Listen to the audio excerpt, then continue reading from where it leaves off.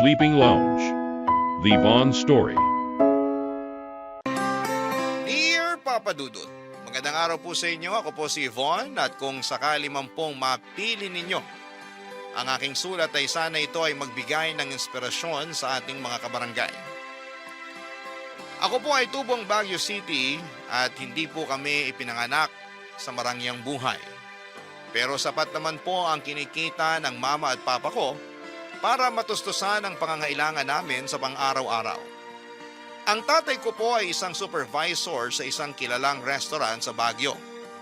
Habang ang mama ko naman ay nagtitinda ng mga souvenirs sa palengke. Wala pong nakatapos ng kolehiyo sa pamilya namin. Kaya't sinabi ko sa sarili ko na balang araw ako ang magiging unang magtatapos sa kolehiyo sa pamilya namin. Pero pagkatungtong ko ng 17 years old, pumanaw ang tatay ko sa sakit na liver cancer. Masakit po ang mga nangyari, Papa Dudut, pero kinailangan naming magpatuloy sa buhay. Lalo pong naging mahirap ang lahat at ako po ay tumulong kay Mama sa pagtitinda ng souvenir para matustusan ang aming pang-araw-araw. Sa awa po ng Diyos, nakapagtapos ako ng high school. Ngunit sa mga panahong yon ay pakiramdam ko ay mauudlot ang pangarap kong makapagtapos ng kolehiyo dahil sa kakulangan namin sa pera. Kaya't nagpasya po muna akong magpatuloy sa pagtulong kay Mama sa pagtitinda ng souvenirs. Isang araw habang naghihintay ako ng customer sa pwesto namin, nag-scroll ako sa newsfeed. Sa social media ko nang makita ko ang isang job listing para sa isang call center na nag-hiring. Agad ako nag-send ng resume at dahil may karanasan na ako sa pagsasalita ng Ingles. Salamat na rin sa pakikipag-usap ko sa mga banyagang customer na bumibili ng souvenir sa amin ay naging mas confident ako. Over the phone lang po ang interview at sa awa naman ng Diyos ay nakapasa ko. Sobrang saya ko po ng mga panahong yon at pakiramdam ko sa wakas ay matutupad na ang lahat ng mga pangarap ko. Para sa pamilya ko at para sa sarili ko. Kaya't hindi ko na po pinalampas kaagad at agad kong ibinahagi ang magandang balita kina Mama at sa mga kapatid ko, Papa Dudut.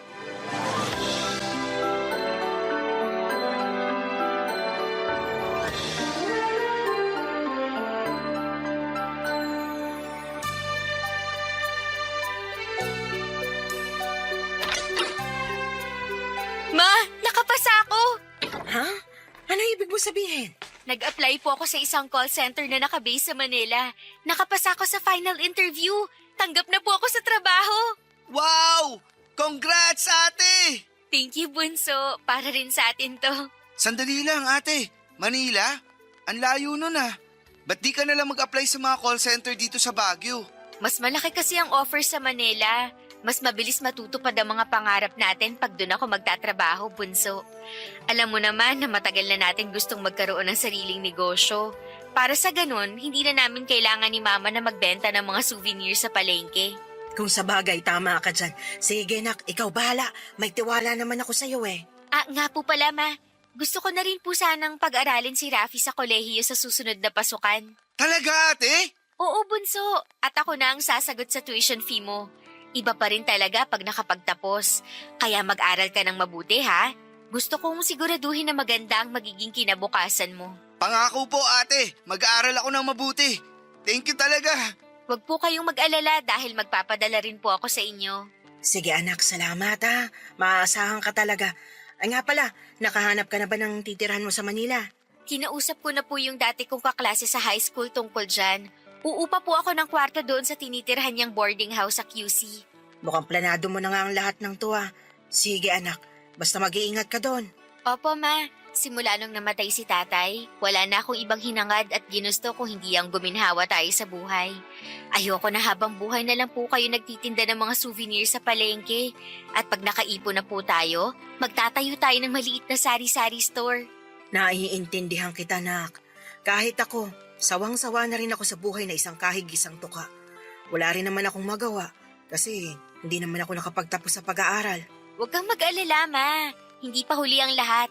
Pag nakapagtapos na si Rafi sa kolehiyo, ako naman ang babalik sa pag-aaral. At unti-unti na rin nating papalakihin ang matagal na nating pinapangarap na sari-sari store. Mabuti naman kung ganun, Nak. Teka lang ate, sigurado ka na ba na gusto mong magtrabaho sa call center? Marami ako naririnig na mga kwento tungkol dyan. Bisyo, kabitan, mga nangungutang na hindi nagbabayad at kung ano-ano pa. Hindi lang call center ang may ganun, Bunso. Kahit anong trabaho pa yan, talagang may mga challenges. Ang mahalaga, matutunan mong mag-handle ng pressure at hindi ka matatangay ng mga maling gawain. Kaya natin to. Pero kakayanin mo ba talaga ang puyat, ate? Kakayanin ko syempre para sa'yo at para kay Mama. Masaya ako, Nak, na sa wakas. Matutulungan mo na rin kami ng kapatid mo. Alam mo naman, hindi na ako bumabata. Ikaw na lang talagang natitira naming pag-asa eh. Hindi ko na talaga alam ang gagawin ko kung wala ka. Gaya nga ng sabi ko, Ma, wala na akong ibang hinangad kung hindi ang makaraos tayo. Muli tayong babangon, Ma. Pero ate, huwag mo rin kalimutan ang sarili mo ha. Basta kung kailangan mo nang makakausap, tawagan mo lang kami. Syempre naman, Bunso. Sobrang mamimiss ko kayo. Ito talaga si ate ang OA. Sa Manila ka lang naman magtatrabaho. 6 hours lang naman ang pagitan natin. Tsaka na ako iiyak kung mag-a-abroad ka na. Loko-loko ka talaga. Pero seryoso ate, mamimiss din kita. Nga pala, Nak, kailan ang alis mo? Sa Makalawan na po, Ma. Sige, basta mag-iingat ka doon ha. Paplansyahin ko lang yung mga damit na dadalhin mo. Sige po, Ma. Salamat. At ikaw, Rafi, magpapakabait ka dito, ha? Huwag mong bigyan ng sakit ng ulo si Mama. Ako pa ba? Huwag kang mag-alala ate, akong bahala. Basta, lagi ka magte-text sa akin, ha? Opo ate. Sige na, matulog ka na. Maghahanda pa ako ng mga gamit ko. I love you, Bunso. I love you too ate. Agad akong lumuwas papunta ng Maynila noong Makalawa at sinundo ako ng isang kaklase ko sa bus terminal. Magaan naman ang mga unang linggo ko sa boarding house. At buti na lamang at napakiusapan ko ang may-ari ng boarding house na pumayag na bayaran ko siya kapag dumating na ang unang sahod ko. Maayos rin naman ang takbo ng trabaho ko sa call center at kalaunan ay nakapasa ako sa training at naging regular na empleyado. Pero Papa Dudut, ang hindi alam ni na Mama at Rafi ay hindi pala ganong kalaki ang sahod. Lalo na kung baguhang kalabang at wala pang experience. Marami kasi ang nag-iisip na kapag call center ay malaki kaagad ang kita at akala ko ay ganon din nung una. Pero nang dumating ako sa Maynila para pumirma ng kontrata ay doon ko lang nalaman na hindi pala ganong kalaki ang offer. Lalo na sa mga bago sa industriya at lalong-lalo na kung marami kang pinagkakagastusan. Wala akong naging choice noon dahil karamihan sa mga hiring na call center ay naghahanap ng mga applicants na second year college level at pataas. Naisip ko na lamang ng mga panahon yun na sobrang swerte ko at nakahanap ako ng kumpanya na tumatanggap ng high school graduate. Sa kabila ng mga pagsubok ay hindi ko pa rin tinigilan ang pagtupad sa mga pangarap ko. Hindi ko na mabilang kung ilang beses din akong nag-overtime para makapagpadala ng pera kay Rafi para sa pag-aaral niya at kay Mama para sa pangarap namin na magkaroon ng sari-sari store. Halos wala nang natitira sa sahod tuwing kinsenas. Sakto lang para sa pagkain ko, upa sa boarding house at konting savings. Pero iniisip ko na lamang na bahalang araw, magkakaroon din ng saysay lahat ng sakripisyo ko at hindi magtatagal ang ganitong sitwasyon. Nakasanayan ko na ang ganitong buhay pero hindi ko akalain na isang araw ay magbabago ang lahat ng dahil sa isang pangyayari na hindi ko po inaasahan. Nilooban yung boarding house namin at kasali sa mga ninakaw na mga kawatan ay yung perang naitabi ko galing sa sahod ko na i-deposit ko sana sa bank para sa savings ko. Para po akong pinagsakluban ng langit at lupa noong araw na mangyari yon. Hindi ako mapalagay pero syempre kinailangan ko pa rin magtrabaho ng gabing yon. Nang mga sandaling yon ay napansin ni Anthony, ang pinakamatalik kong kaibigan at katabi sa trabaho, na may mabigat ako na iniisip. Pero hindi ako ang tipo ng tao na nagsishare ng problema.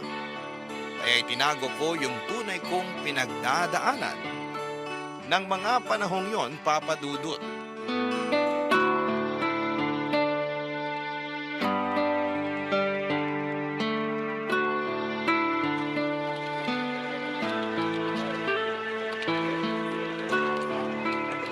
Thank you for calling. Have a nice day. Ay, sa dinami-dami ng pumapasok na tawag, akala ko hindi na ako makakapag-break eh. Tsaka isa pa, masisiraan na ako ng bait sa mga to. Ba't ba sobrang sungit ng mga tumatawag ngayon? Ano bang meron sa iniinom nilang tubig at nagtataray sila ngayong araw na to? Uy, kalma! Kakasahod lang natin ng isang araw ah. Eh ba't mukhang stress na stress ka dyan? Eh, sino ba naman ang hindi stress dito? Dire-diretso ang pasok ng mga tawag, ni halos hindi na nga ako makahingi. 8 months na simulang ma-regular tayo sa trabaho. Pero ito ata yung unang beses na napansin kong uminit ang ulo mo. Sigurado ka bang okay ka lang? Kung may problema ka, alam mo naman na pwede mo akong kausapin anytime. Pasensya ka na ha. Wala to. Siguro gutom lang to. Huwag ka kasi nagpapalipas ng gutom. Gusto mo ba sabay na tayong kumain mamaya? Sige ba, basta libre mo. Ay, nagbago na pala isip ko. Hindi na nga lang pala ako kakain. Matutulog na lang ako sa sleeping lounge. Sira. Pero seryoso, natutulog ka ba talaga sa sleeping lounge? Hindi pa eh. Bulong-bulungan kasi dito sa office na may agent daw na pumunta ng sleeping lounge para umidlip saglit. Tapos after a few days, hindi na daw makontak ng family niya yung agent. Tas ayun, nakita na lang siya sa sleeping quarters pero mga 3 days na siya dun at matigas na ang katawan. Nakakaloka, totoo? Ewan ko, yan ang usap-usapan dito eh. Nakakaawa naman. Pero hindi na ako magugulat kung sakaling totoo man yan. Eh paano ba naman? Puyat at stress ang kalaban mo sa trabahong to. Kaya nanggigigil ako kapag nakakarinig ako ng taon na iniismol o ino-underestimate ang mga tulad nating call center agents. Kung tutuusin, wala rin naman silang alam. Naiintindihan kita, sobra. Yung pinsan ko kasi, sinasabing para raw sa mga walang utak yung pagtatrabaho sa call center. Pero di ko nalang pinapansin. Kasi di niya pa naman nararanasan na maging call center agent eh. Baka naiinggit lang siya sa'yo kasi hindi siya nakakapasa ng interview. Biro lang. Pero seryoso, kung tutuusin nga, sa training pa lang, ang dami mo nang dapat aralin eh. Tapos akala ba nila na madali yung tipong kailangan dinig na dinig sa boses mo na masaya ka tuwing kinakausap mo yung customer? Hindi naman sa lahat ng oras masaya tayo, di ba? Ang lalim ng hugot mo ah.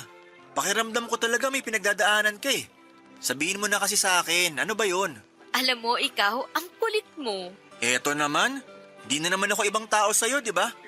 Ang tagal-tagal na natin magkatabi at magkasama sa trabaho, oh. Kaya sige na, makikinig ako sa'yo, kahit ano pa yan. Ikaw, kalalaki mong tao pero chismoso ka. Uy, grabe ka naman sa akin. Di ba pwedeng concerned lang ako sa'yo? Yung isa kasi nating katrabaho, gusto sana manghiram ng pera. Pero wala naman akong maipapahiram sa kanya. Kaya yun, nag-aalala ako na baka nagalit na sa akin yun. Nako, hayaan mo siyang magalit.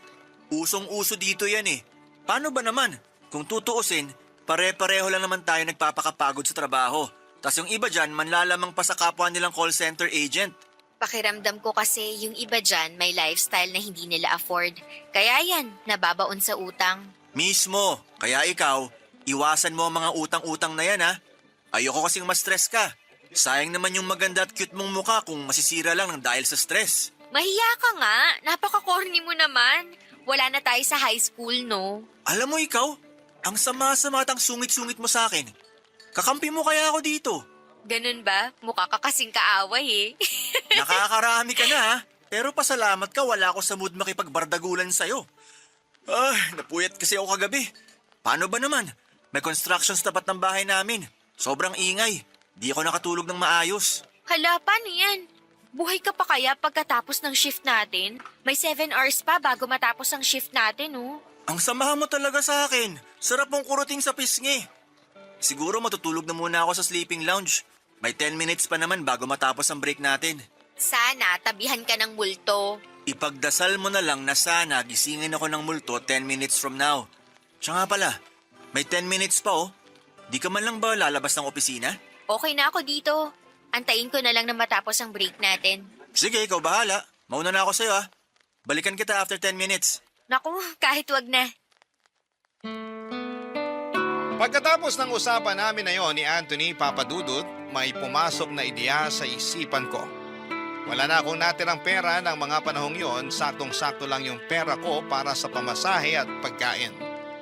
Kaya naisip ko na mas magiging magaan ang buhay ko kung hindi ko na kailangang magbayad ng pamasahe. Kaya naman nakapag-decide na ako na matulog na lamang sa sleeping lounge ng company namin. Pagkatapos ng shift ko noong araw na yon ay nagpaalam ako sa landlord nang inuupahan kong boarding house na aalis na ako at tumuloy na ako sa call center. Buti na lamang at kokonti lang ang gamit ko kaya nagkasya lahat ng damit ko sa locker. Siguro magtataka ang mga kabarangay natin kung bakit hindi na lamang ako naghanap ng mas murang boarding house o bed spacer. Siguro dala na rin ng trauma sa dati kong boarding house. At para iwas na rin sa traffic ng Metro Manila. Hindi naging madali ang buhay sa sleeping lounge. May aircon at foam nga pero wala kang privacy at wala ring work-life balance. Hindi mo na malalaman kung tapos na ba talaga ang shift mo kasi pakiramdam mo ay nasa trabaho ka pa rin kahit tapos na yung shift mo. Marami ang napansin at nagtaka kung bakit madalas akong nasa loob ng call center. Siyempre para makaiwas sa mga tanong ay nagdadahilan na lamang ako na sa Bulacan pa ako umuwi. Kaya sa sleeping lounge na lamang ako tumatambay. At sa kabutihang palad ay napapaniwala ko naman sila ng mga panahong yon. Kung iniisip ninyo na yumayaman na ako mula nang sa sleeping lounge ako matulog ay nagkakamali kayo. Konting pera na lamang ang natitira sa akin noon kasi regular ako nagpapadala kay mama para sa sari-sari store na pinapatayo namin. At kasabay noon, nagpapadala din ako kay Rafi para sa tuition fee at sa allowance niya. Pero sa mga panahong yon ay iniisip ko na lamang na darating ang panahon na hindi ko na kakailanganing matulog sa sleeping lounge. Alam ko na darating ang araw na magbubunga rin lahat ng mga pagsasakripisyo ko ng mga panahong yon, Papa Dudut. Barangay Love Stories. Barangay Love Stories. Sa kabila ng lahat ng pagod, Papa Dudut, ay may isang tao na naging dahilan ng mga ngiti ko. At yun ay walang iba kundi si Anthony. Tuwing kasama ko siya ay parang nawawala lahat ng pag-aalala at pressure sa buhay ko. Mas nagiging excited akong pumasok sa trabaho dahil sa kanya. Ang sweet din niya, Papa Dudut, dahil tuwing may problema ako sa customer ay agad niya akong tinutulungan at ganon din naman ako sa kanya. Yung mga simpleng asaran at kwentuhan na nagsimula lang sa mga biro ay unti-unti ay naging daan para magkaroon ako ng mas malalim na concern kay Anthony. Hindi ko namamalayan, Papa Dudut, pero sa bawat araw na lumilipas, mas nagiging bukas ako sa kanya. At tuwing uma-absent siya ay nararamdaman ko yung kaba at pag-aalala sa dibdib ko. Parang may kulang sa araw ko kapag hindi ko siya nakikita. At hindi ko na rin namamalayan na parati ko na siyang kinakamusta. Parang natural na lamang para sa akin na magtanong kung kumusta siya, kung kumain na ba siya at kung ano ang nangyari sa kanya. Si Anthony na dati isang simpleng kasama lamang sa trabaho, ngayon ay parang naging isa sa mga naging taong hindi ko kayang mawala sa buhay ko. Lumipas ang 2 buwan at mas lalo pang nahulog ang loob ko kay Anthony, Papa Dudut. Pero sa totoo lang, nalilito ako noong mga panahong yon. Ang dami ko kasing iniisip na responsibilidad at ayoko mawala ng direksyon dahil lang sa isang pagmamahal na hindi ko pa alam kung paano haharapin. Kaya hindi ko nagawang aminin kay Anthony ang tunay na nararamdaman ko para sa kanya. Alam ko sa sarili ko at paulit-ulit kong sinasabi sa isipan ko na hindi madaling makipagrelasyon.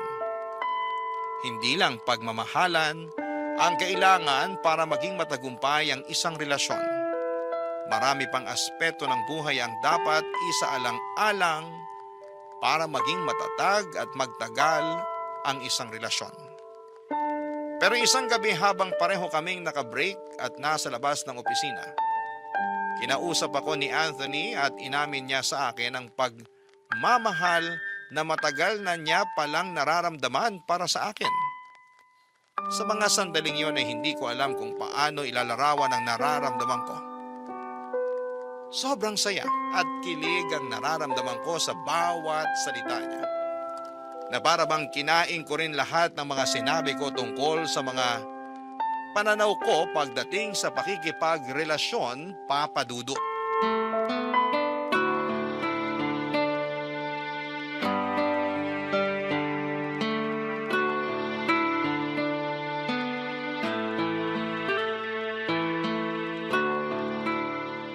Yvonne, sandali lang.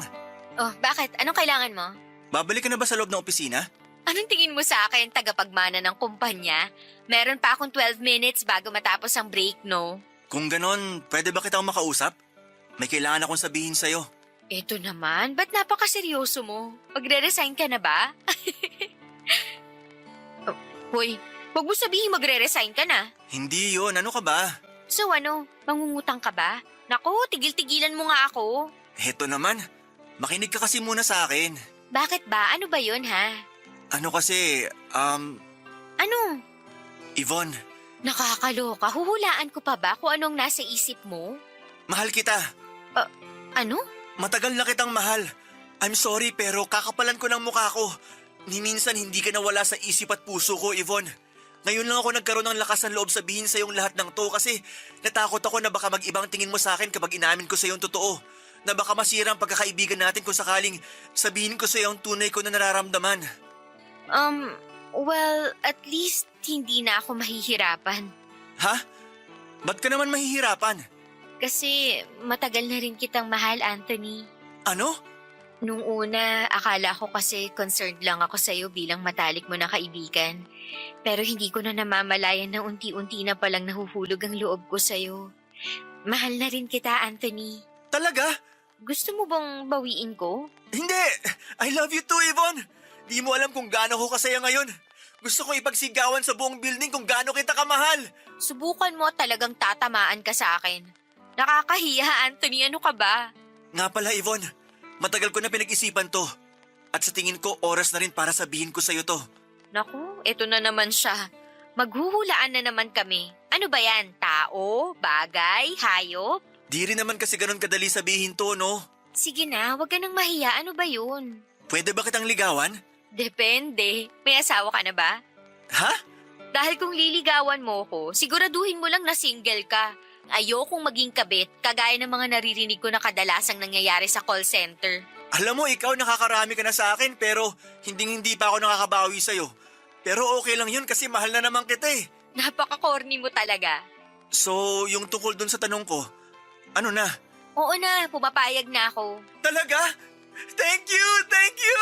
Uy, hinaan mo nga yung boses mo. Sige na, mauna ka na. Mamaya na tayo mag-usap. Sasagutin ko lang to. Hello? Hello, anak.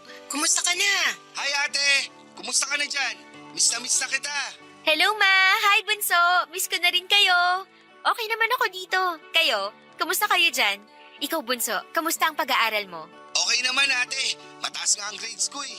Naku, Bunso, keep up the good work, ha? Proud na proud si ate sa'yo. Kayo, Ma, kamusta kayo? Kamusta na yung pinapatayo nating sari-sari store? Okay naman ako, anak. Kaya din ako napatawag na kasi gusto kitang kausapin tungkol sa sari-sari store. Bakit, Ma? May problema ba?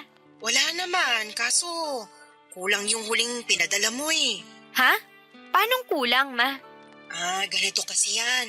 Kumuha ako ng 2 pang tao para mas mapadali yung pagpapatayo natin ng sari-sari store. Sakto lang yung pinadala mo nung nakaraan para sa mga materyales.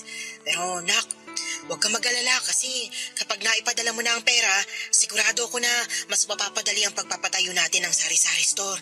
Ah, ganun ho ba? Sige po, Ma. Huwag po kayong mag-alala. Magpapadala po ulit ako sa inyo pagkatapos ng shift ko. Sige anak, salamat. Sige na ho, kailangan ko na ulit pumasok sa loob. Matatapos na kasi ang break ko. Ma, I love you. Salamat nak, love you too. Bunso, magpakabait ka dyan, ha? No problem, ate. I love you.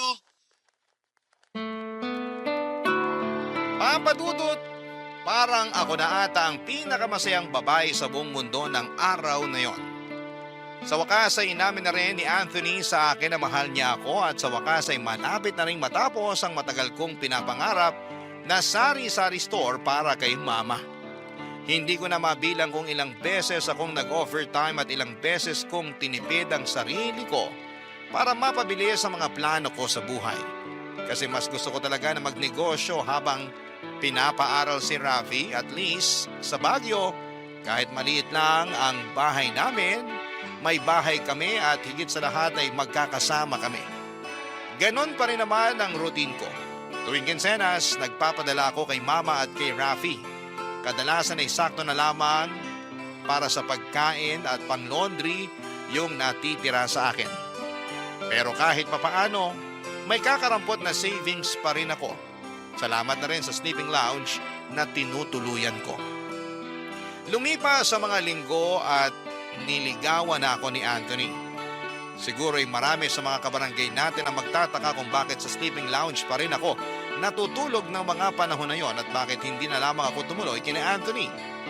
Well, hindi ko pa kasi nasasabi sa kanya ang tunay kong sitwasyon. Ang pinakaayoko kasi sa lahat ay yung pagaramdam na nagiging pabigat ako sa ibang tao. Kaya naisip ko na mas makakabuti siguro kung walang makakaalam tungkol doon sa mga panahong yon. Pero kahit na ganoon ay naging masaya naman ako at matiwasay ang buhay ko. Hanggang isang araw, maglalag-in na sana ako sa computer ko nang bigla akong pinatawag ng supervisor namin. Sinabihan ako na huwag mag-log-in at pinatawag ako for one-on-one meeting. Doon ko nalaman na ite-terminate na raw nila ako kasi hindi ko na raw na-achieve ang quota na kailangan ng kumpanya. Nagulantang ako sa mga narinig ko kasi maganda naman ang performance ko ng mga nakaraang linggo at buwan. Talagang hindi lamang ako sineswerte ng isang linggong yon, kaya hindi ko natamaan ang quota ko. Hindi naman kasi laging maganda ang performance ng isang agent at may mga pagkakataon na hindi mo na kontrolado ang sitwasyon. At alam ko na marami sa ating mga kabarangay na call center agents ang makaka-relate dyan. Naiyak ako sa sinabi ng supervisor namin at dali-dali kong sinorender ang headset at ang ID ko hanggang sa nakita ko ni Anthony na nagliligpit na ng mga gamit ko sa locker, Papa Dudut.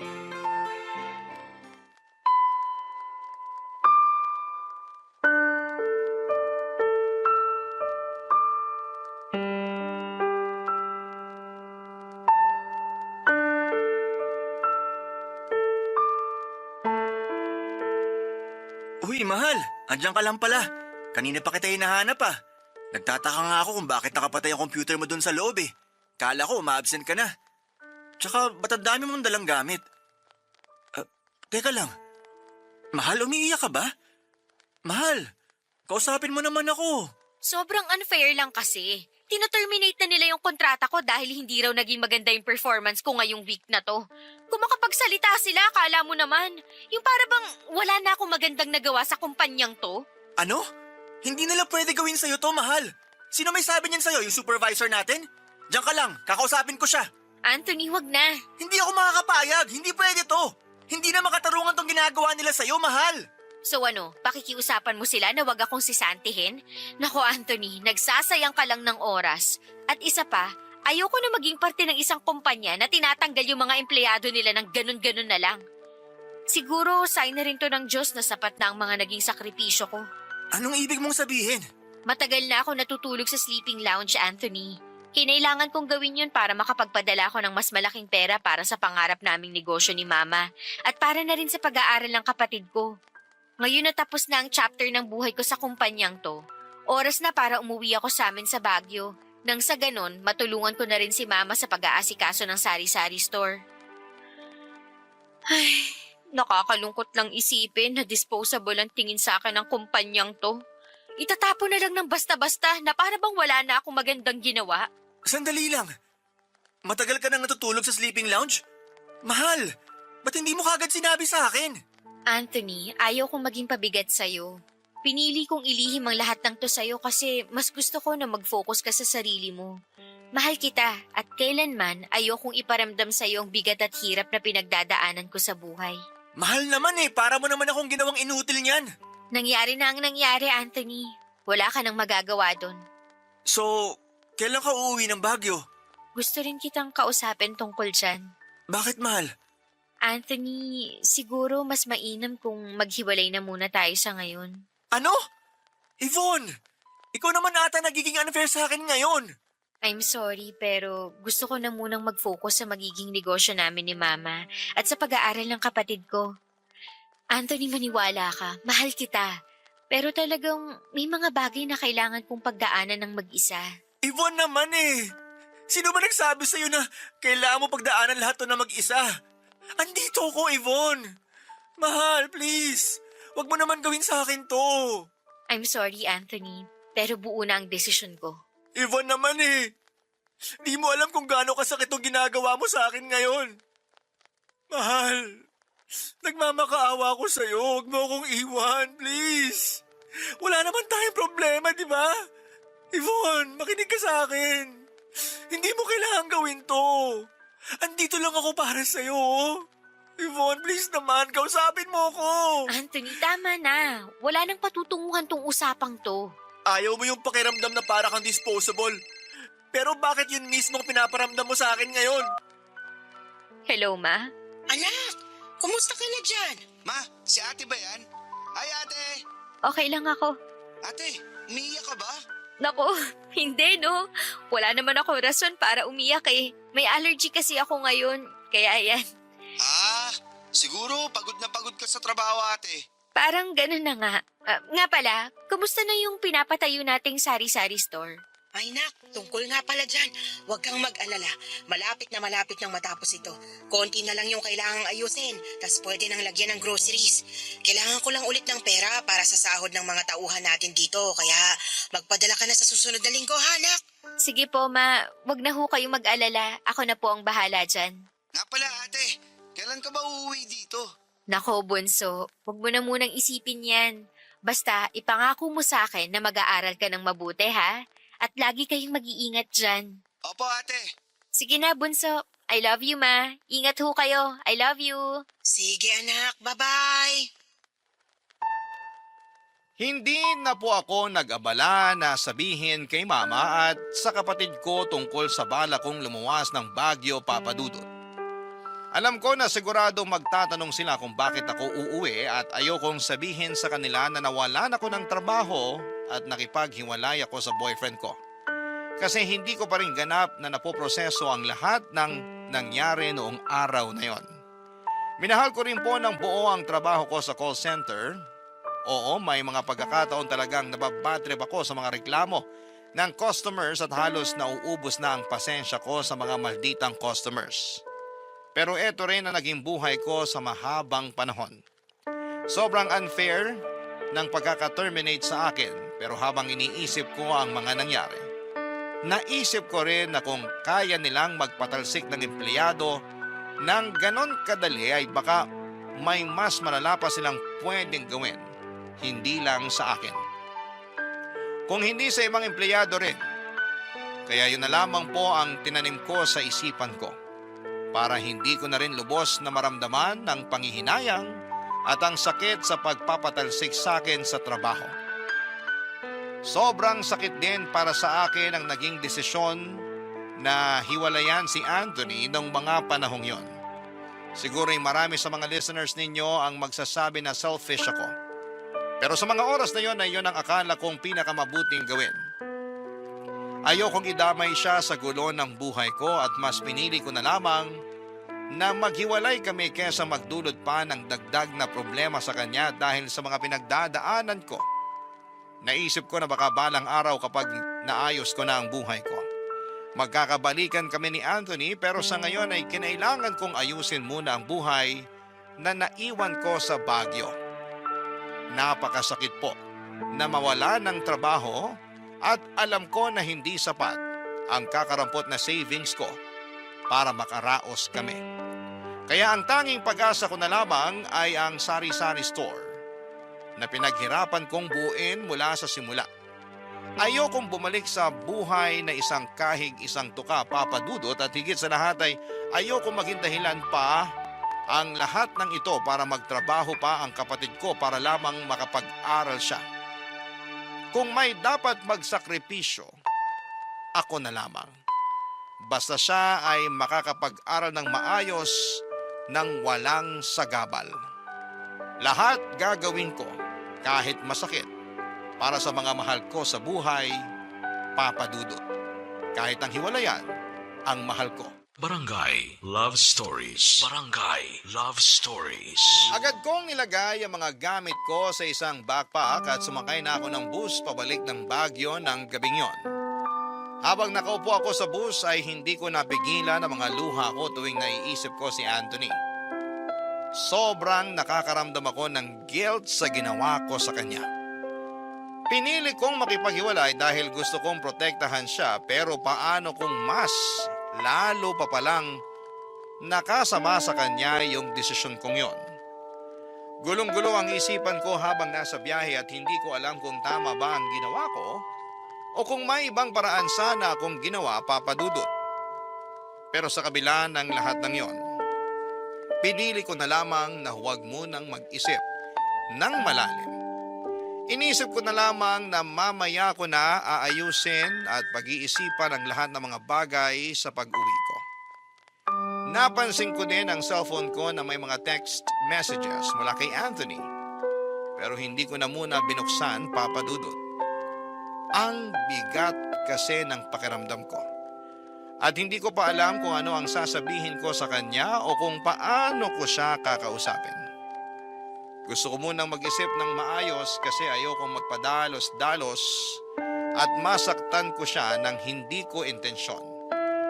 Natatakot ako na baka magkasakitan pa kami kung hindi ko siya mabigyan ng tamang sagot.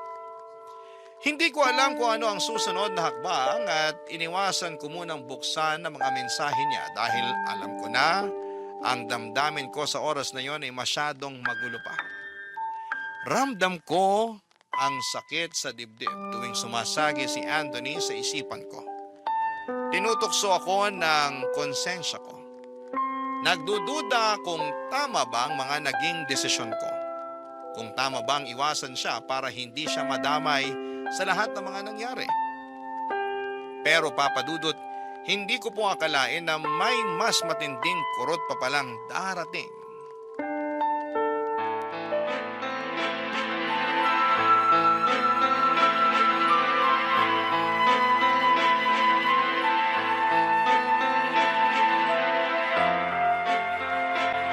Rafi! Ate? Kailan ka pa natutong uminom at manigarilyo, ha?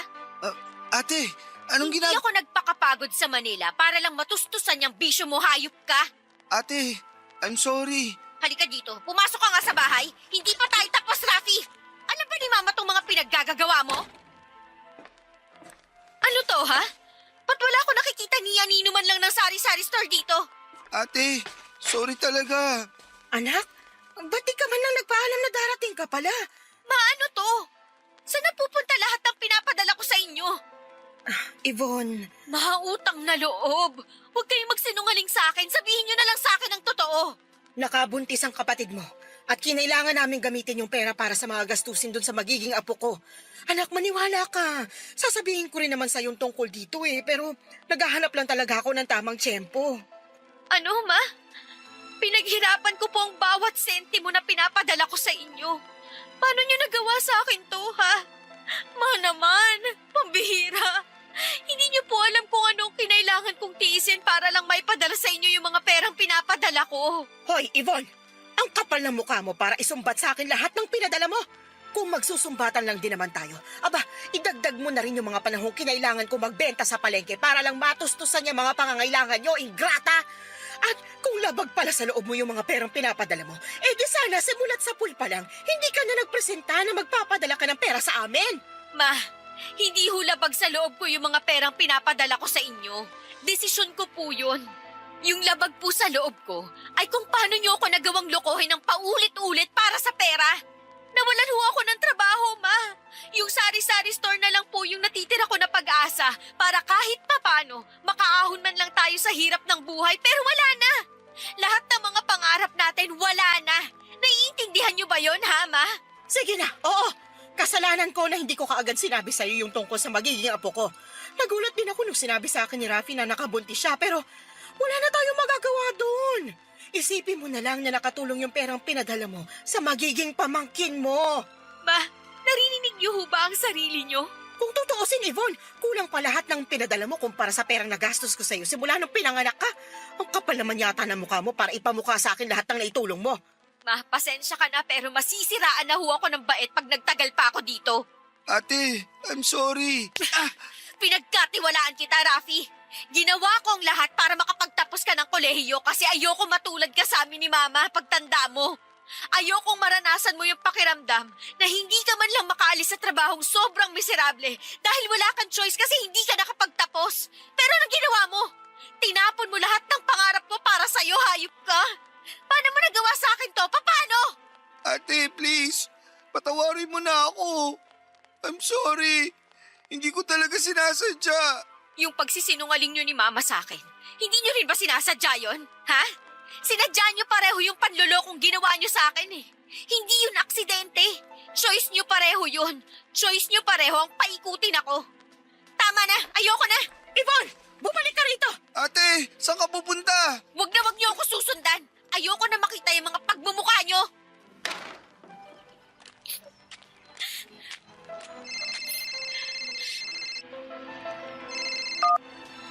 Hello, Anthony? Yvonne, salamat naman. Akala ko di mo na ako kakausapin eh. Pasensya ka na, Anthony. Ngayon ko lang kasi napansin tong cellphone ko eh. Kumusta ka na nga pala? Sana okay ka lang. Alam kong medyo harsh at brutal ako nung huli nating pag-uusap. Sorry talaga ha. Sana patawarin mo pa ako. Hindi ko intensyon na saktan ka. Gulong-gulo lang talaga isip ko nun, Anthony. Mahal, kumalma ka. Nasa Baguio ako. Andito ko ngayon sa Burnham Park. Ano? Anong ginagawa mo dito? Nagpapalamig. Eto naman. Siyempre andito ko para sundan ka. Buti na lang talaga sinagot mo yung telepono. Yvonne, parang awa mo na pag-usapan natin to ng personal. Huwag ka nga alis dyan. Pupuntahan kita. What if puntahan na lang kaya kita sa bahay nyo?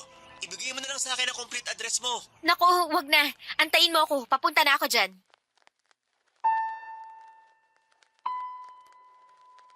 Natuloy ang pagkikita namin ni Anthony sa Burnham Park, Papadudot.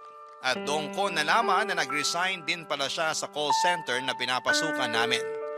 Napagtanto ni Anthony na kung kaya nilang i-terminate ako ng walang makatarungang dahilan, hindi malayo na gawin din nila ito sa iba. Kasabay ng revelasyong ito ay doon ko na rin ibinunyag kay Anthony ang lahat ng mga nangyari sa bahay. Kung paanong naglahong parang bulang lahat ng pinaghirapan ko. Sa mga panahong yon ay kinomfort ako ni Anthony ng higit pa sa aking inaasahan. Naramdaman ko ang tunay na malasakit niya. At sa mga sandaling yon, tanong ko na lang sa sarili ko ay deserve ko ba talaga ang isang katulad niya. Nang gabing yon ay nagbook kami ni Anthony ng hotel sa Session Road at doon namin pinag-usapan ang mga plano namin. Napagkasunduan namin na ipagpatuloy ang naudlot naming relasyon. At niyaya ako ni Anthony na tumira na lamang sa apartment na inuupahan niya sa Quezon City. Pareho kaming nagtatrabaho ni Anthony pero sa ibang call center na. Sa sipag, tiyaga at dedikasyon, si Anthony ay naging supervisor at ako naman ay naging trainer. Pagkalipas ng ilang taon ay nag-resign kaming pareho at nakapagpundar na kami ng lupa, bahay at may maliit kaming convenience store. Pinagtutulungan namin ni Anthony na palaguin ang aming negosyo. At sa lahat ng mga biyaya, dumating din ang pinakamagandang regalo, ang aming malusog na baby boy. Ngayon ay masaya at tahimik na ang buhay namin ni Anthony at ang baby boy namin na pinangalanan naming Jeremy. Ngunit may mga pagkakataon pa rin na naiisip ko si Mama at ang kapatid ko. Para bang may kaunting galit pa rin ang puso ko tuwing naaalala ko kung ano ang ginawa nila sa akin. Nakakalungkot kasi hindi ko inaasahan na ang pangarap kong buhay para sa aming tatlo ay ibang tao pala ang makakasama ko sa pagkamit nito. Simula nang lumayas ako sa bahay namin ay hindi ko na narinig ang mga boses nila. Ni minsan ay hindi nila ako tinawagan pero nanatili kaming friends ng kapatid ko sa social media. At habang nakikita ko sa mga photos niya na ligtas sila ni Mama, iniisip ko na lamang na okay na sa akin yon. Hanggang isang araw sa isang pangyayaring hindi ko inaasahan.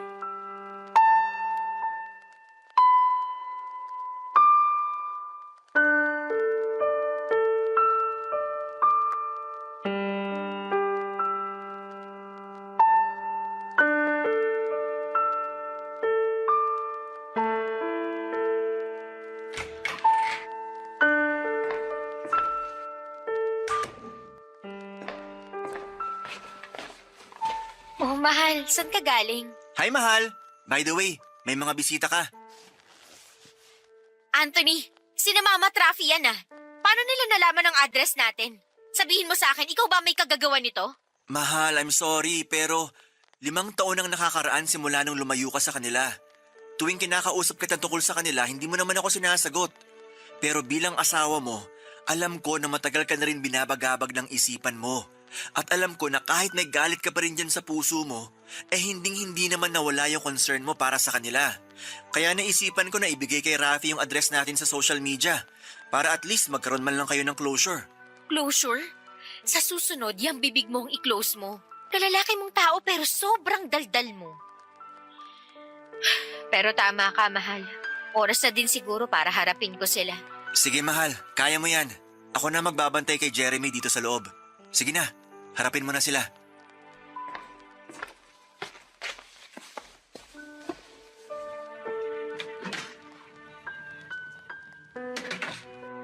Ma? Rafi? Ate, sobrang na-miss kita. Miss na kita. Yvonne, alam kong huli na ang lahat pero hihingi pa rin ako ng tawad sa lahat ng nagawa ko sa'yo. Hindi ko pinahalagahan ang lahat ng sakripisyo mo para sa pamilya natin.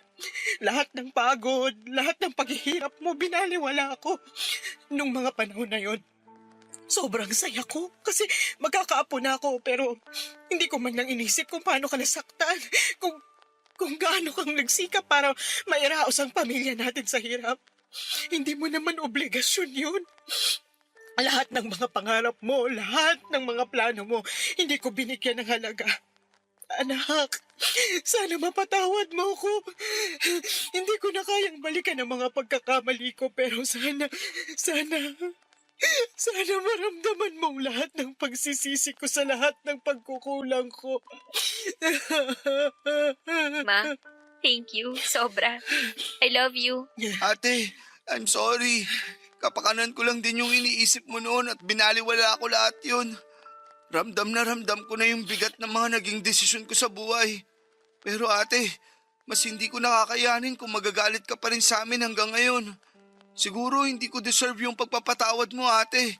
Pero gagawin ko ang lahat para lang mapatawad mo ako. Bunso, tumayo ka nga dyan. Hindi mo kailangan gawin yan. Tumayo ka. Ate, Ma, Bunso, hindi lang kayo ang may kasalanan dito. Ako rin. Nilamon ako ng pride ko. Nagpadala ako sa galit ko ng 5 taon. Ang laki ng oras na sinayang ko. Sana mapatawad niyo pa ako. Pangako, babawi ako sa inyo. Anak, wala kang kasalanan. Pasensya ka na't ngayon lang tayo nakita-kita ulit. Dahil na rin po sa tulong ni Anthony.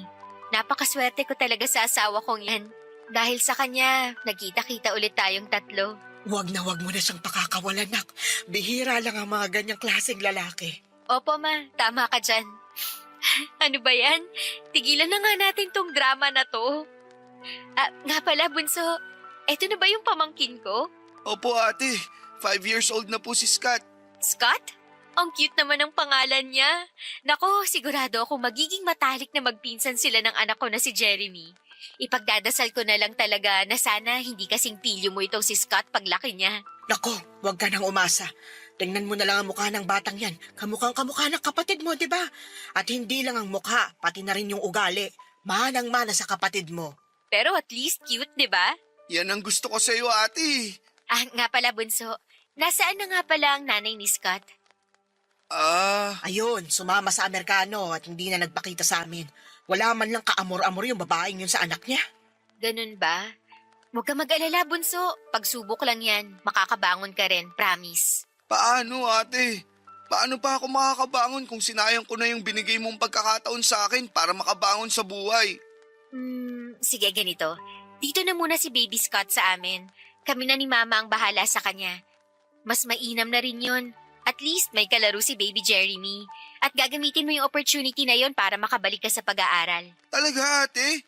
Pag-aaralin mo ako ulit? Ay, syempre, hindi na. Ganito ang mangyayari. Doon ka magtatrabaho sa convenience store namin ng Kuya Anthony mo. Tapos, sa tulong ng kikitain mo, ikaw na mismo ang magbabayad ng sarili mong tuition at ikaw na rin ang bahala mag-budget sa allowance mo, okay? I love you ate! Salamat talaga! I love you too. Pag ikaw hindi ka pa tumino, hindi lang sampalang aabutin mo sa akin. Nagkakaintindihan ba tayo? Opo ate! Thank you! Thank you talaga!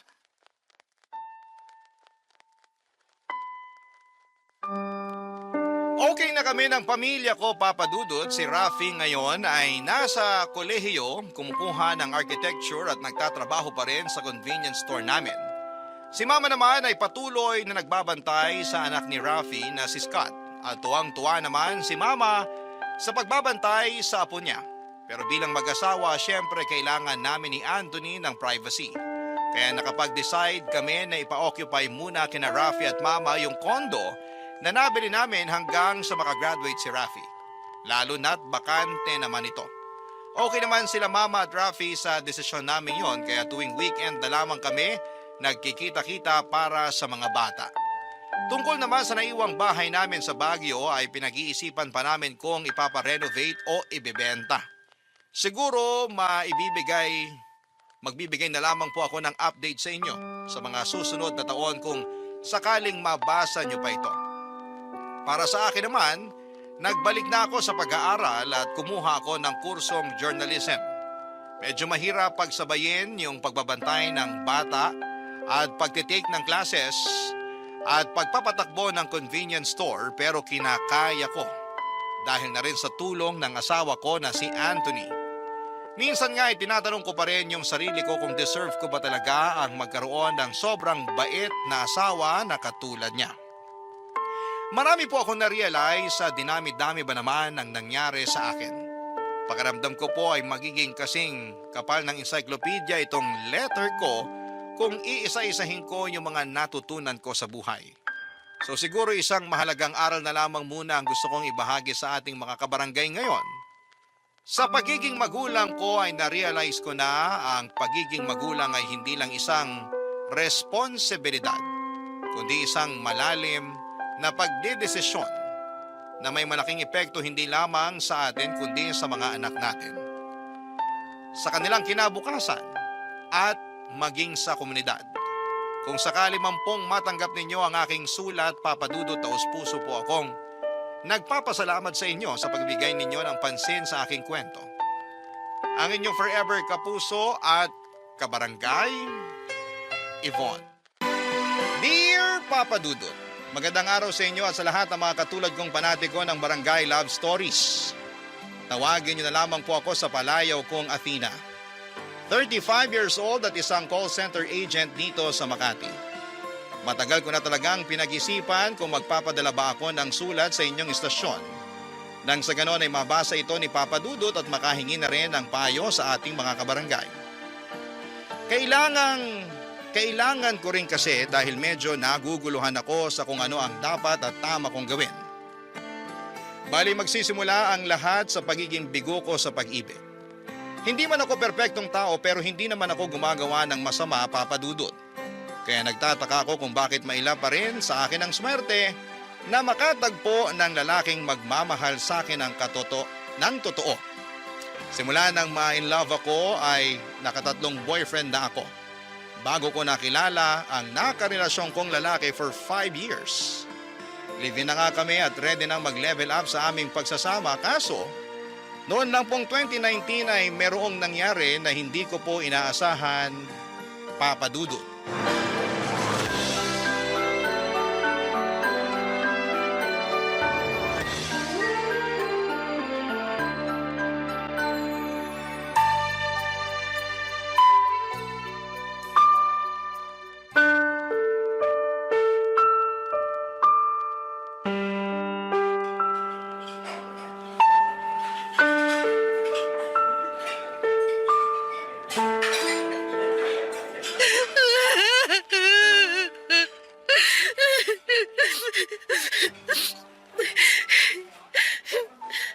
Nakakahiya na ba ako? Masyado na ba ako maingay umiyak? Baka pinagtitinginan na ako ng ibang tao, ah. Sabihan mo ko. Ibang klase, nakuha mo pang isipin ng ibang tao, nasa ruro ka na nga ng emosyon mo. Siyempre, hindi naman iyakan tong restaurant na kinainan natin. Baka mamaya masyado na akong agaw eksena. Hindi pa naman ganun karami yung mga tao, tsaka hindi ka naman agaw eksena umiyak kaya ayos lang. Sure ka, ah? Oo nga, ayaw mo pa yata maniwala Hindi naman sa ganoon, pero... Pero hindi mo naman mapipigilan yung damdamin mo. Masakit yung nangyari sa kwento mo, di ba? Gumuho mundo ko nung inatake sa puso at namatay ang fiancé ko, Besh. Ang sakit-sakit. At hanggang ngayon, hindi pa rin ako makamove on. Hindi pa naman matagal simula nang mangyari yun, kaya okay lang. Kahit hindi ka agad makapag-move on. Tsaka wala namang tamang panahon na dapat nakausad ka na, lalo masakit yung nangyari. Kahit ako gulat na gulat, tsaka hindi rin makapaniwala. Ikakasal na kayo, di ba? Oo. Akala ko pa naman magkakaroon na kami ng happy ending. Kaso, nauna siyang mag-end. Sige, iiyak mo lang. Ano ba kasing kamalasan ang meron ako sa pag-ibig? Hindi ka malas. Bakit mo sinasabi yan? Naisip ko lang naman kasi yung unang 3 na nakarelasyon ko, kung hindi ako niloko, pinagpalit sa iba, iniwan ako. Ginawa ko naman lahat. Nagpakasubmissive ako sa kanila kahit wala sa bokabularyo ko yun.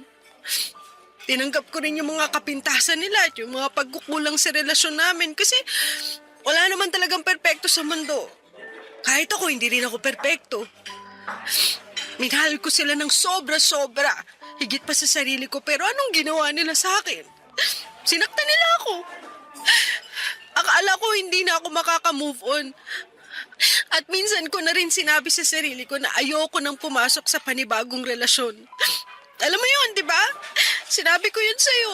Oo, lasing ka pa nga nun. Saka nagsisisigaw na kamo, ayaw mo nang ma-in love ulit. Oo, pero kinain ko lahat ng mga sinabi ko nung nakilala ko yung fiancé ko. Aminin ko, naging masaya naman ako nun sa relasyon namin. Hindi super bongga kasi wala naman talagang ganong relationship. Pero nung nag-propose siya sa akin at tinaya niya ako magpakasal, alam ko na sa sarili ko na handa na ako. At hindi ko lang napaghandaan. Yung mamamatay pala siya bago pa man kami umabot sa altar. Kundi ba naman talaga tinamaan ng lintik? Hindi talaga natin masasabi ang buhay. Oo nga eh. Kaso ang unfair lang kung iisipin. Ayun, hindi ko tuloy mapigilan mag-isip na baka malas ako o sinampa ako pagdating sa pag-ibig. Gusto ko lang naman na makakasama habang buhay. Kaya lang mukhang tinadhana yata na maging mag-isa ako. Kagaya ng kamatayan, hindi rin natin masasabi ang tungkol sa bagay na yan. Pero sana kung ano man ang mangyari pagkalipas ng mga taon, kung ma-in love ka man ulit o manatili na lang na single maging masaya ka pa rin. Ewan ko. Hindi ko alam kung magiging masaya pa ulit ako. Kasi kung oo, sana ngayon na. As in, ngayon na sana. Pero alam ko, hindi naman mapupuwersa ang sarili ko na maging masaya kung malungkot at masakit ang nararamdaman ko. Kaya nga, damhin mo lang kung ano yung nararamdaman mo ngayong oras na to. Mas magiging madali kasi yun para sa'yo kung mas tanggap mo na sa sarili mo yung nararamdaman mo. Tao tayo, hindi tayo robot na walang emosyon. Basta, kahit ano mangyari, nandito ako para makinig sa'yo.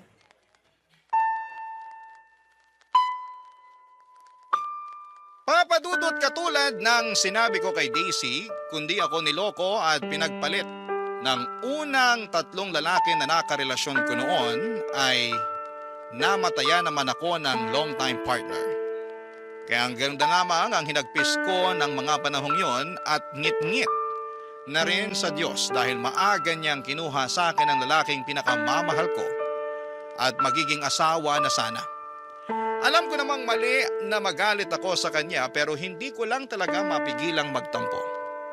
Wala rin naman akong masisisi noong time na yon kasi biglaan nga ang mga nangyari. Buti na lamang at nandyan si Daisy na siyang pinakamalapit kong kaibigan. Kaklase ko na siya simula elementary hanggang college kaya naman kilalang kilala na namin ang isa't isa. Kasama ko siya sa halos lahat ng mga masasaya at malulungkot na pangyayari ng buhay ko at malaki ang pasasalamat ko kay Daisy dahil meron akong kaibigan na matatakbuhan sa oras ng pangangailangan. Sa kabilang banda, iba pa rin ang merong partner at gustong gusto ko nang mag-asawa ng mga panahong yon. Kaya nga pinalipas ko lang muna ang 3 death anniversary ng namayapa kong boyfriend bago ko humingi ng permiso sa kanyang libingan at sa parents niya na gusto ko na ulit pumasok sa panibagong relasyon. Umayag naman ang mga magulang niya dahil alam ng mga ito na hindi na ako bumabata. 32 years old na ako ng mga panahong yon, kaya naging aktibo ako sa paghahanap ng panibagong karelasyon. Kaso hindi nagwo-work out, hindi na yata ako marunong humanap ng seryoso sadyang hindi lang ako kaseryosyosong tao. Ang sakit isipin.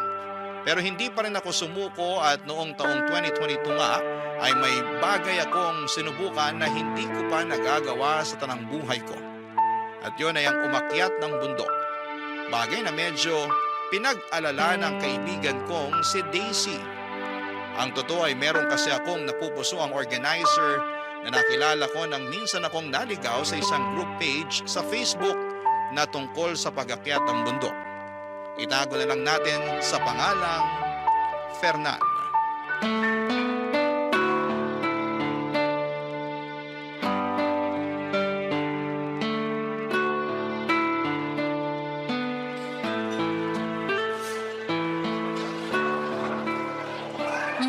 Grabe! Namiss ko ang burger nila rito.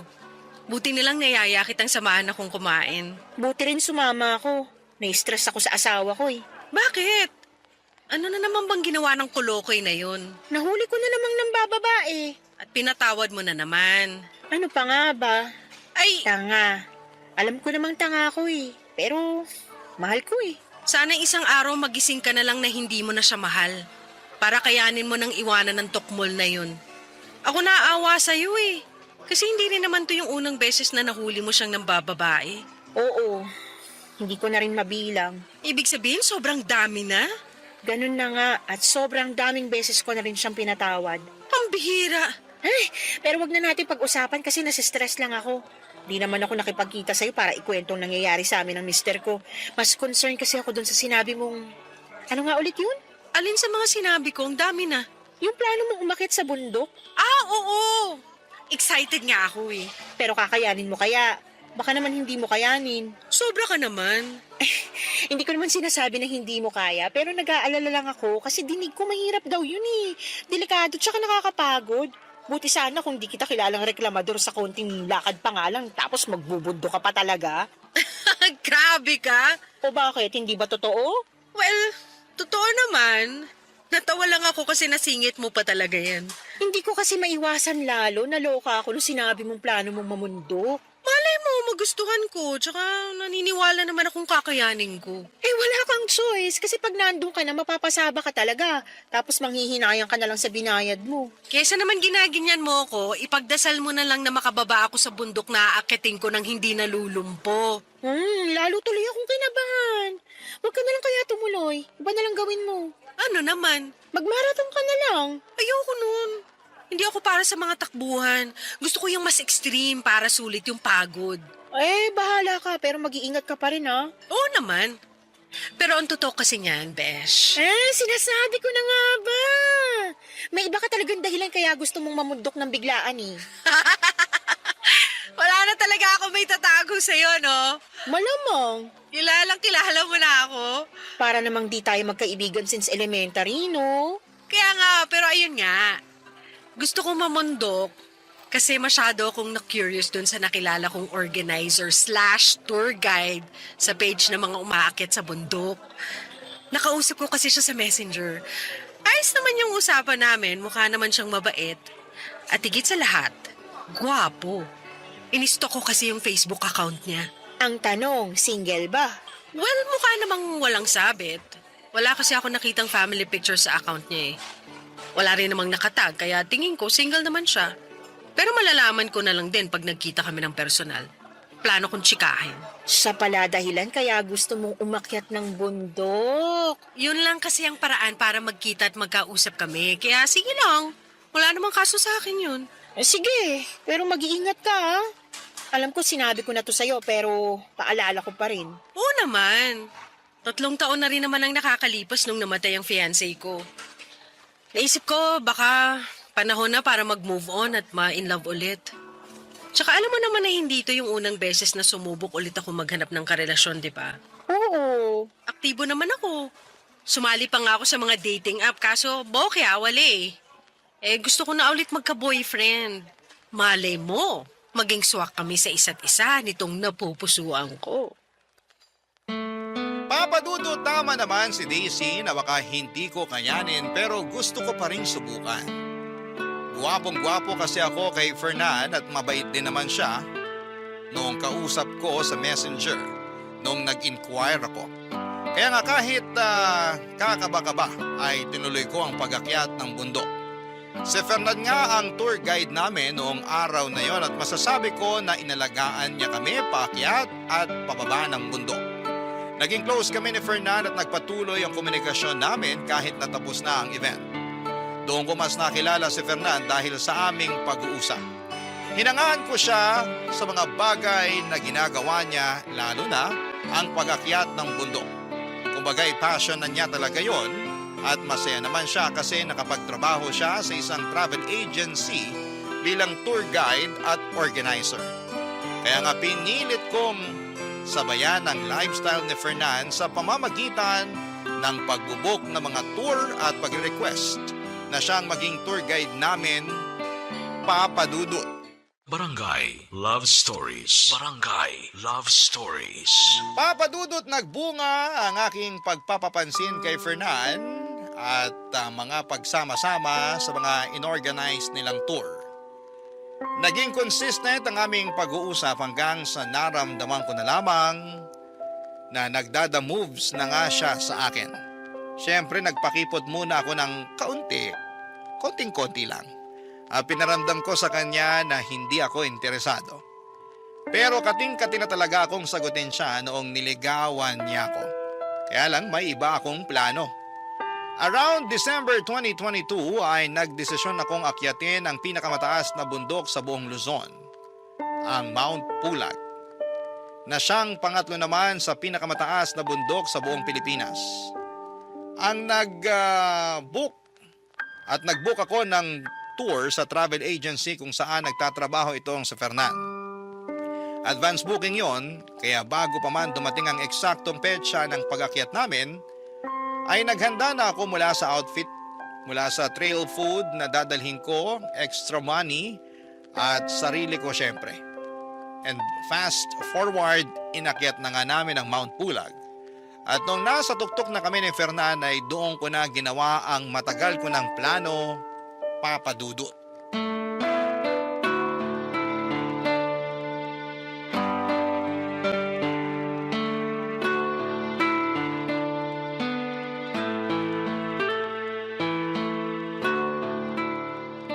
Ayaw mo na ba ulit magpa-picture doon sa signboard? Ayoko na. Nakarami na rin naman ako eh. Sa bagay, nakapag-group picture na rin naman tayo. Oo, at ang dami mo na rin nakuhang picture sa akin. Kaya gustong-gusto kong sumasama sa tour nyo kasi may instant photographer na rin kami. Ang gaganda pa ng mga kuha mo, parang professional. Salamat pero alam mo naman na pagdating sa'yo, iba pitik ko. Naku, napaka-bolero. Hindi kaya yun, Bola. Sa kabuti maganda rin ang panahon dito sa summit ng Mount Pulag. Hindi maulan saka may sea of clouds. Oo nga eh. Tuwan-tuwa nga ako kasi mukhang nakisama sa atin ng langit. At grabe, hanggang ngayon hindi pa rin ako makapaniwala na naakyat ko na ang pinakamataas na bundok sa buong Luzon. Kaya nga, masaya ako kasi sa wakas, nagbunga na rin ang ilang buwan mong training at pagkakit sa mga mas mabababang bundok. Pansin ko kasi bumilis ka na sa paglalakad. At kahit may mga paahon hindi ka na masyadong hinihingal. Oo, nagte-treadmill kasi ako. Madalas din naglalakad-lakad ako sa lugar namin. Lalo na pag malapit na yung angkit natin. Alam mo yan, di ba? Ina-update kita. Oo naman syempre. Pero hindi ko naman to magagawa lahat kung wala ka. Yung bang guidance mo, ganon. Ang tsaga mo magturo at umalalay sa aming mga baguhan eh. Syempre, tungkulin namin na mayakyat at maibaba ng ligtas ang lahat ng mga kasama sa tour namin. Oo nga, pero still, sobrang nakakabilib ang tsaga at professionalism mo. Kaya hindi na ako magtataka kung bakit kita nagustuhan eh. Akala ko sasabihin mo dahil sa kagwapuhan ko. Wow! Hindi lang pala dito sa bundok mahangin ha? Ikaw din mahangin. Grabe ka naman. O bakit, hindi ba? Hindi, bakit din? Anong bakit din? Hindi ba ako gwapo para sa'yo? Yan tayo eh. Sagutin mo na lang kasi. Well, sa totoo lang ah. Oo, doon tayo sa totoo lang. Oo, tama ka. Gwapo ka nga talaga. Gwapong-gwapo na ako sa'yo nung unang beses pa lang tayo nagkausap sa messenger. Kailan yan? Nung nag-inquire ka sa akin tungkol sa event na ino-organize ko? Oo. Aaminin ko mas naintriga ako sa'yo kesa dun sa inong-organize mo. Pero baka naman lumaki ulo mo dyan ah. Babawiin ko sinabi ko. Hindi, wala nang bawian. Nasabi mo na eh. Pwede ko pa rin bawiin. O sige na, hindi na ako mangasar pero seryoso. Anong seryoso? Anin ko naman tong agwapuan ko kung wala naman akong girlfriend na kasing ganda mo. Huy! Seryoso ako sa sinabi ko. Saka, ilang buwan na rin kitang nililigawan. Sana napatunayan ko na sa'yo na totoo yung nararamdaman ko para sa'yo. Na mahal kita. Napaisip lang kasi ako kung meron ba akong tsansa sa puso mo. Meron naman. Tama ka naman sa mga sinabi mo. Napatunayan mo na sa akin ang nararamdaman mo sa ilang buwang panliligaw mo kaya nakapag-decide na ako na oo. Ha? Ha? Hotdog! Athena naman. Anong oo? As in, oo. Oo, sinasagot na kita. Pumapayag na ako maging girlfriend mo. Seryoso ba yan? Hindi yan biro ah. Tayo na? Seryoso nga. At bakit ako magbibiro? Uso kasi yun. Yung mga prank-prank na yan, lalo na sa internet. Bakit naman kita ipaprank? Sige nga. Hindi ko alam. Baka kursunada mo lang ako i-prank. Ganon. Walang dahilan para iprank ka. Seryoso ako na sinasagot na kita. Oo, tayo na, Fernan. Papadudot masaya kami ni Fernan. Nung naging kami at naging sobrang memorable pa yon dahil sa tuktok ng pinakamataas na bundok sa buong Luzon ko siya sinagot. Grabe. Pakiramdam namin ay mas lalong naging espesyal ang araw na yon. Buwaba kami sa bundok na hindi maalis ang ngiti sa aming mga labi. Nagpatuloy ang relasyon namin at nung 3 buwan na naming magkasintahan ay nag-decide kaming mag-live-in. Bali nagrenta kami ng apartment near Pasig at Mandaluyong boundary. Tumira kami doon ni Fernan hanggang sumapit ang January 2025. Ay meron siyang sorpresa na hinanda para sa akin. Saktong salubong ng bagong taon. Nang lumuhod si Fernan sa aking harapan at nag-propose ng kasal. Ang romantic lang ng eksena dahil noong una ay magkasama lamang naming pinapanood ang mga fireworks tapos ilang sandali lang ay may proposal pa lang magaganap. Walang pagsidla ng saya ko ng mga panahong yon. At noong mga sumunod na araw ay masaya akong nakipagkita kay Daisy upang ibalita na sa wakas ay engaged na kami ni Fernan, Papa Dudut.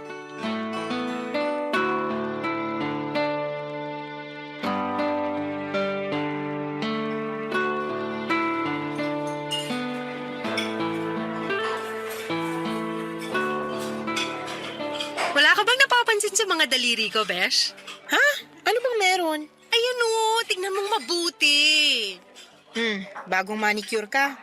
Ganda ng nail art mo Saka Tanga, hindi yan ang gusto ko ipakita. Ano ba kasi yun? Tignan mong mabuti. Sige ka, magtatampo ko pag hindi mo napansin. Teka, ito na nga OMG! Totoo ba yan? Totoong totoo, engaged na kami ni Fernan. Nag-propose siya nung New Year's Eve. Siyempre, hindi muna ako nag-upload ng mga pictures sa Facebook kasi plano kong sa'yo muna unang ibalita. Thank you kasi pumayag ka makipagkita sa akin ngayon. Wala yun. Na-appreciate ko naman na sa akin mo unang sinabi. Na-appreciate mo ba sa lagay na yan? Mukha ngang hindi ka naman masaya. Sorry, Besh, pero ang hirap naman kasing maging masaya, lalo may nalaman ako tungkol dyan kay Fernan. Anong nalaman mo? Hindi ko agad sinabi kasi tsumitsempo pa ako. Hindi ko lang akalain na magpo-propose siya sa'yo ngayong taon. Natural, magkarelasyon kami. Tsaka ano ba kasi ang nalaman mo tungkol kay Fernan? Sabihin mo na lang kaysa ang dami mo pang sinasabi dyan. Unfaithful sa'yo yung boyfriend mo, Besh. Ano ka mo? Ganito kasi yan. May nakita akong post sa isang Facebook group tungkol sa pag-akyat ng bundok. Nakapublic naman yung group page nila kaya lumabas sa timeline ko. Nung chinek ko, hindi ka naman member doon kaya malamang hindi mo yun nabasa. Ano nga yung nabasa mo dun sa post? Kalma ka lang pwede. Parang kulang na lang kainin mo na ako ng buhay. Paano ko kakalma yung sinisiraan mo yung boyfriend ko? Hindi ko sinisiraan ang boyfriend mo. Siya ang sumira sa sarili niya. Lalo hindi ko lang isang beses nabasa ang pangalan niya dun sa mga post na may kinalaman sa pag-akyat ng bundok. Blind item nga siya dun Sabi dun sa mga post, may isang organizer daw na mahilig mangharot ng mga joiner. Nakikipag-usap daw tungkol sa tour tapos sa huli, makikipaglandian. Hindi ako naniniwala sa mga sinasabi mo. Hindi kita pinipilit na maniwala pero wala ka bang napapansin kakaiba kay Fernan? Wala! Kaya nga hindi ako naniniwala sa'yo. Tsaka malay mo, kapangalan lang niya yung sinasabi dun sa post. Hindi lang naman siya yung nag-iisang Fernan sa mundo, no? Alam ko naman yun, pero may iba kasi ako nababasa na dinidescribe yung Fernan na sinasabi nila At naisip mo na agad na yung boyfriend ko ngayon? Oo. Bang klase? Hindi ako makapaniwala na ganyan ka pala.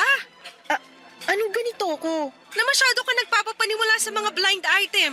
Tapos na pangalanan lang, naisip mo na agad na boyfriend ko? Kaya nga tinatanong kita kung wala ka bang napapansin sa boyfriend mo, di ba? Sinabi ko na nawala, di ba?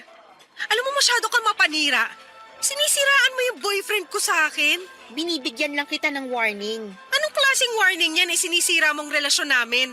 Tinaon mo pa talaga nakaka-propose lang niya. Para ano? Para hindi matuloy ang kasal namin? Napakasama mo namang tao. Naturingan ka pa namang kaibigan. Sorry, pero malakas lang talaga ang kutob ko na iisang taong tinutukoy nila sa blind item at ang boyfriend mo. Kilala mo naman ako, di ba? Hindi ako nag-iimbento. Tsaka, kung gusto mo, ipapakita at ipapabasa ko sa iyo yung mga screenshot ko tungkol dun sa issue Ikaw na lang ang magsabi kung nagsisinungaling ako.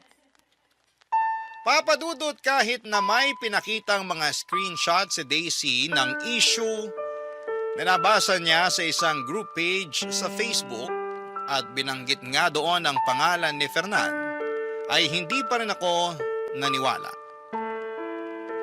Naka-anonymous kasi ang post tapos ay naisip ko na baka sinisiraan lang ang fiancé ko. Kung totoong siya nga ang tinutukoy doon. Palibhasa ay sikat na sikat siya at kilala talagang organizer at tour guide. Nagalit din ako kay Daisy dahil sinira niya ang mood ko na dapat ay masaya ng araw na yon. Naisip ko na baka gusto lamang niya na hindi matuloy ang wedding namin ni Fernan. Kasi kahihiwalay lang nila ng asawa niya noong 2024. Baka gusto niya na pareho kaming maging single at miserable. Hindi naman tama yon kasi kung totoo ko siyang kaibigan, ay wala siyang ibang gugustuhin kundi ang maging masaya ako, Papa Dudut. Barangay Love Stories. Barangay Love Stories. Papa Dudut, hindi ko na nga kinausap si Daisy ng mga panahong yon. Kahit chat siya ng chat sa akin sa Messenger. Basta iritado ako sa kanya at pakiramdam ko. Anumang sandali ay sisirain niya ang kaligayahan ko. At kahit na nagsorry na siya sa akin at gusto lang daw niya akong makita para masamahan ko siya, Dahil malungkot siya sa paghihiwalay nila ng asawa niya ay binaliwala ko siya. Ayaw kong malungkot kasama niya kaya tinis ko na hindi siya kitain habang abala sa paghahanda ng wedding namin ni Fernan. Civil wedding lang ang plano namin gawin kaya sa reception na lamang kami bumawi at sa honeymoon. Ayoko kasi ng ingranding kasal at ganon din naman si Fernan. Sa April 2025 na sana ang plano naming pagpapakasal. Kaso around March ay may nangyari. Isang araw ay nagaya ang mga kaibigan ni Fernan ng jamming at house party overnight sa condo unit ng isa nilang barkada. Mga dati silang kaklase ni Fernan na ipinakilala na rin naman niya sa akin kaya tiwala ako na nasa mabuti siyang kamay. Pinasasama nga niya ako kaso panggabi ako noon sa trabaho at ayokong umabsent. Kaya si Fernan na lamang ang pinapunta ko basta mag-update lamang siya sa akin. Wala naman akong trust issue sa fiancé ko at malaki ang tiwala ko sa kanya, Papa Dudut. Alas 6 ng umaga ang out ko noon sa trabaho at nung umuwi ako ay nasa apartment na namin sa Fernan. Tulog na tulog at mukhang lasing na lasing. Buti na lamang at hinatid siya sa bahay ng mga barkada niya. Patulog na sana ako noon pero naisipan kong kunin ang cellphone ng kinakasama ko. Hindi ko gawain ang makialam ng personal niyang gamit pero that time ay may kung anong enerhiya ang nag-udyok sa akin at tignan ang messaging app niya. At doon nga ay may nakita at nabasa ako na siyang dahilan para mag-alboroto ako sa galit, Papa Dudut.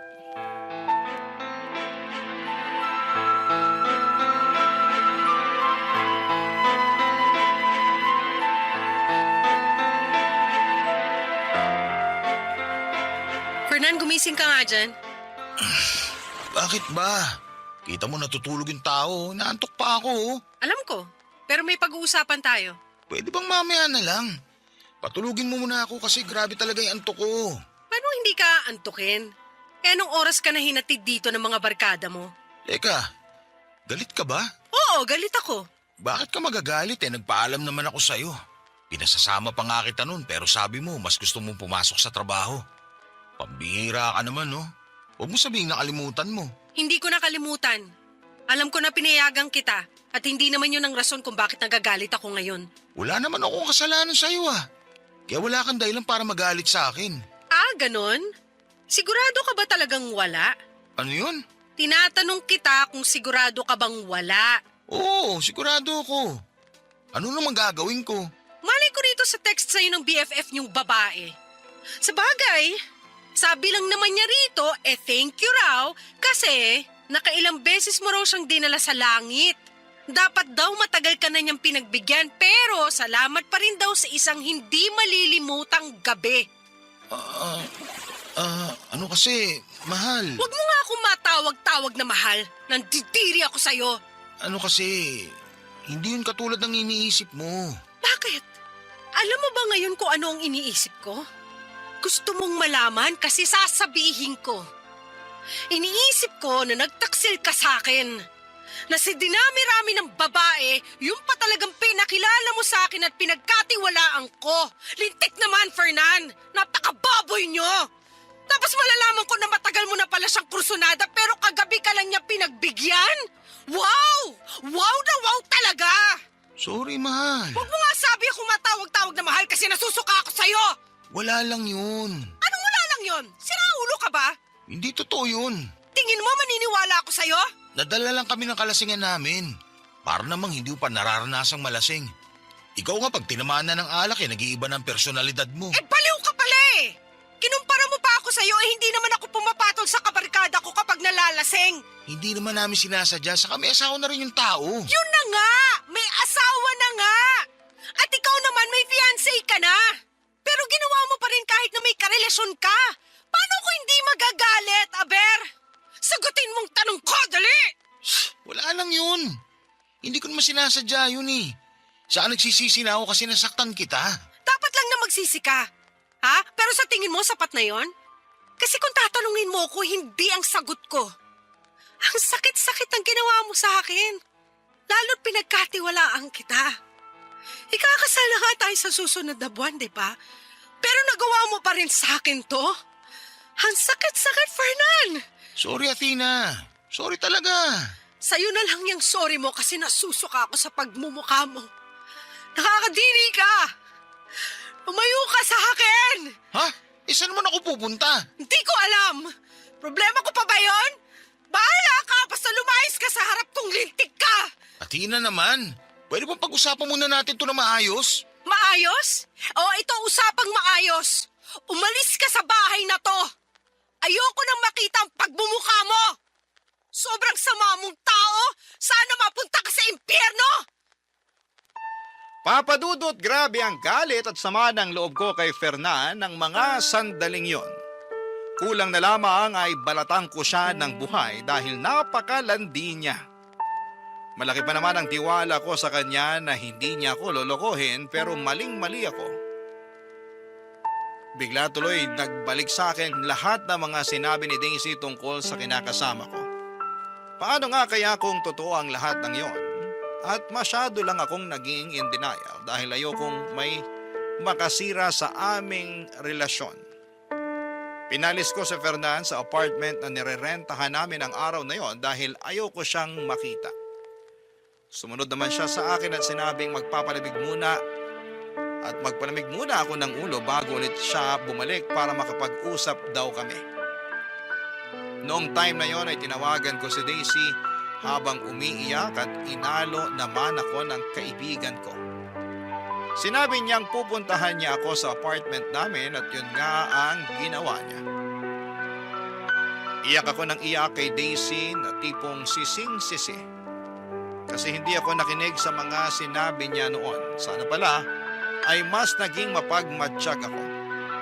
Kinagabihan ay bumalik nga si Fernan sa apartment namin pero pinalayas ko lamang ulit siya. Ayaw ko siyang kausapin dahil hindi pa ako handang makita ang pagmumukha niya. Nandidiri pa rin ako sa kanya sa totoo lang, Papa Dudut.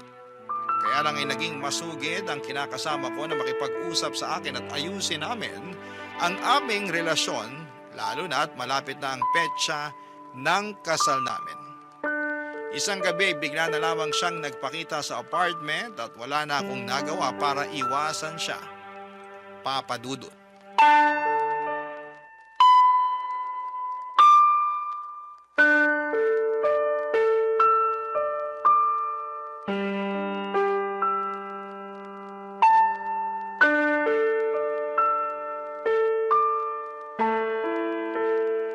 Di ba sinabi kong hindi pa ako handang makipag-usap sa'yo? Ayaw ko pa nga makita yung pagmumukha mo pero ang kapal mo rin talaga makipagkita sa akin ngayon, no? Hindi ka na nahiya? Kinapalan ko na talaga ang mukha ko kasi gustong-gusto kitang makausap. Ano pa bang pag-uusapan natin? Marami. Una na doon yung tungkol sa relasyon natin. May relasyon ba tayo? Oo naman.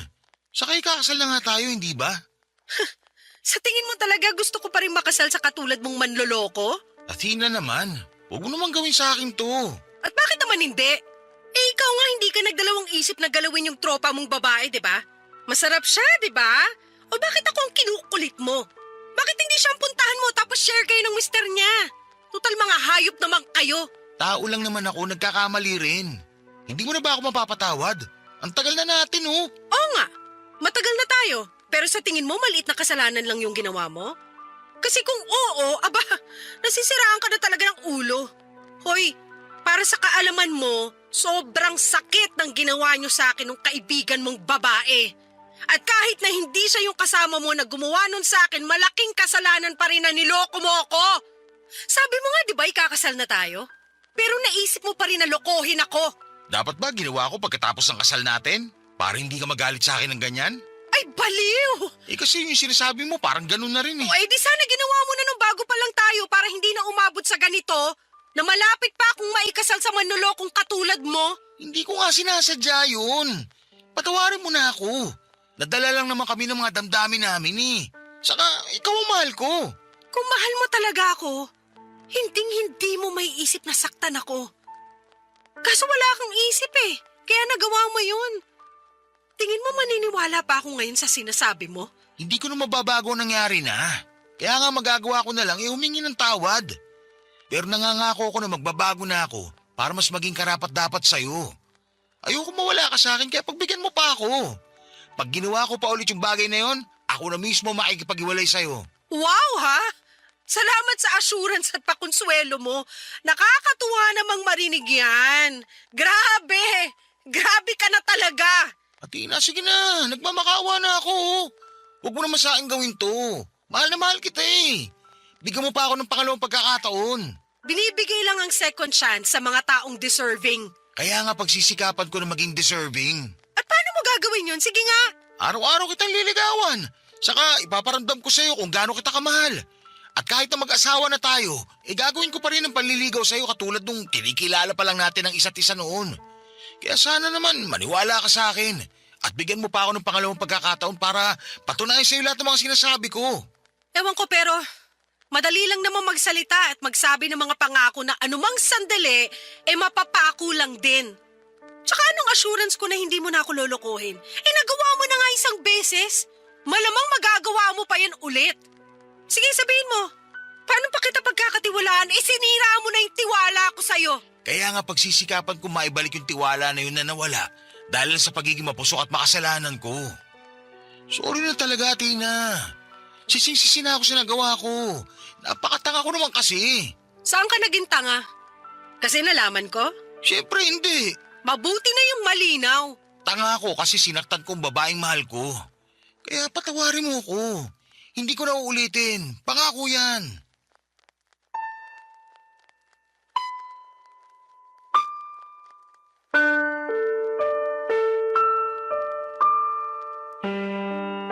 Papa Dudut, marami pa akong masasakit na salita na gustong sabihin kay Fernan ng gabing yon. Pero hindi ko na nasabi na daig na kasi ako ng matinding emosyon. At sa halip na pakinggan pa ang pagsusumamo niya at paghingi ng tawad ay muli ko siyang pinalayas sa pamamahay namin. Wala rin namang nagawa sa Fernan dahil nag-iiskandalo na ako ng mga panahong yon. Pero hindi pa rin siya tumigil sa panliligaw sa akin at hanggang sa ngayon ay sinusuyo pa rin ako ni Fernan. Hindi ko naman masabi na hiwalay na kami kasi wala rin namang kaliwanagan kung gusto ko ba talagang tapusin na ng tuluyan ang relasyon namin. Aaminin kong mahal ko pa rin si Fernan at gustong gusto ko siyang bigyan ng ikalawang pagkakataon. Pero natatakot ako na baka ulitin na naman niya ang kasalanan niya sa akin. Ang tungkol naman doon sa mga isyu sa blind item na naugday sa kanya ay hindi ko na kinumpirma. Pero hanggang ngayon ay iniisip ko pa rin ang bagay na yon. At nababagabag pa rin ako ng sobra. Sana po ay matulungan ako ng mga kabarangay natin kung ano ang gagawin ko. Nahihirapan na kasi ako at kahit na sinabi na sa akin ni Daisy na hiwalayan ko na si Fernan, ay may parte pa rin sa puso ko na ayaw yung gawin.